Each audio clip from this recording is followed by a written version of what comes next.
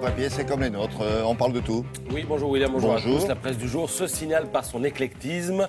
On y parle un peu de tout et forcément aussi de la Grèce, même si l'on est entre deux eaux à moins de 100 heures de l'instant de vérité. Tsipras était hier au Parlement européen, pur comme pour les uns, leçon de courage pour les autres. Et pendant que l'Europe tente d'éviter que son beau rêve ne s'écroule comme un château de cartes, eh bien, un enrhumé chinois s'approche. Il est à deux doigts de l'éternuement. C'est le dessin de CAC à la une de l'opinion. Alors que se passe-t-il ? Eh bien, il se passe que les petits soucis européens ne seraient que pipi de chat à côté de la menace chinoise. Le krach chinois, c'est maintenant.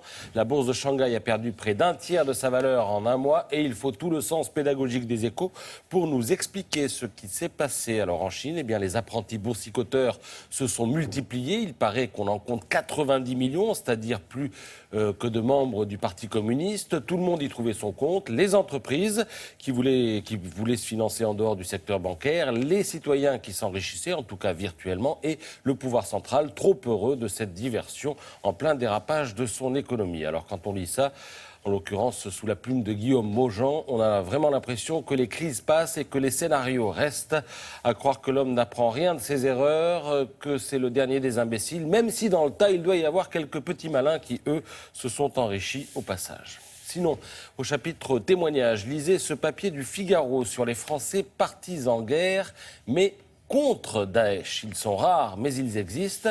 Vous avez William qui se bat dans les rangs kurdes, il n'est pas marié, il n'a pas d'enfant, il est chef d'entreprise en Asie du Sud-Est et il a arrêté de bosser pendant un an pour aller se battre. Il est passé par Facebook pour se faire recruter. Vous avez aussi Nicolas, qui est un ancien militaire, qui lui dénonce l'égocentrisme des Français. Pourquoi ? Parce qu'à sa connaissance, eh bien, il ne se trouve que 3 Français qui seraient dans l'endroit où il se trouve, alors qu'il y a 300 Américains, 50 Britanniques et même plusieurs dizaines d'Australiens, alors que l'Australie est à 8000 km de là. C'est à lire ce matin dans le Figaro.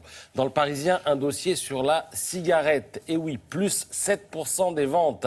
C'est une première, cette augmentation depuis 2009. Alors, tout le monde donne son avis. Il faudrait que le paquet, disent certains, augmente et dépasse le seuil psychologique des 10 € pour que les gens fument moins. Allez savoir. Il faut reconnaître aussi que la cigarette électronique marque le pas. Pourtant, 2 millions de Français s'y sont mis, mais les pouvoirs publics ont tout fait pour empêcher son développement. Il y a eu des études sur la possible nocivité de ce produit. Mais un pneumologue cité par le Parisien ce matin estime que c'est absurde. On tente d'empêcher la consommation aussi sur le lieu de travail. Donc les gens se remettent à fumer une vraie cigarette. Et puis il y a aussi le brouillage du discours politique. Le vapoteur, celui qui tire sur sa clope électronique, est assimilé à un fumeur, alors que les deux pratiques n'ont rien à voir. Ce qu'on ne dit pas trop aussi, c'est qu'en matière de recettes fiscales, eh bien, la e-cigarette rapporte 10 à 15 fois moins que la cigarette classique. Et ceci explique aussi peut-être le discours des pouvoirs publics, c'est-à-dire ce matin dans le Parisien. Le Parisien dont la une est à deux tiroirs, si je puis dire, puisque la cigarette électronique voisine avec un homme qui, lui, a du souffle et nous a même essoufflé hier. Il s'agit de Richard Gasquet, qui a battu Wawrinka à Wimbledon en 5-7, 11-9 au dernier set.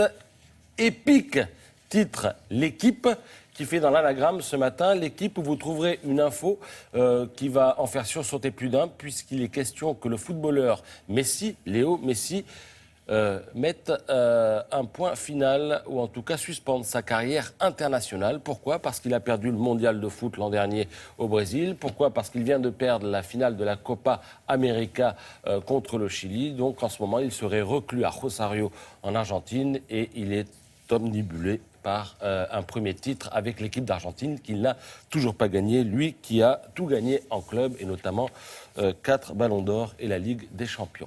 Voilà. Merci beaucoup. La météo maintenant avec Nathalie Riouet.